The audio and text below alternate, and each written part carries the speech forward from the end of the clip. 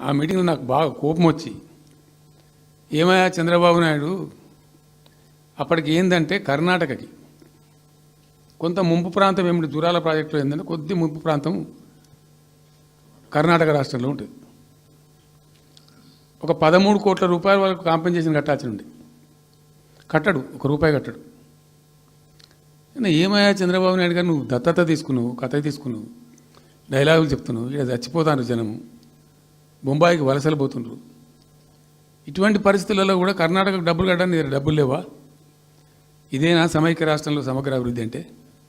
పట్టిగా barrage ఆ గోడ దగ్గర కట్టిన విడిచిపెట్టేది చూసి తమాషా పడన్నా అని చాలా తీవ్రమైన విమర్శలు చేశాను.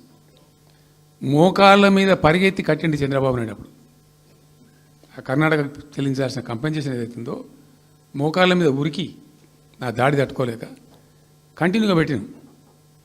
దాని తర్వాత చంద్రబాబు నాయుడు పార్టీకి సంబంధించిన ఎమ్మెల్యేనే ఆర్డీఎస్ దగ్గర బాంబులు పెట్టి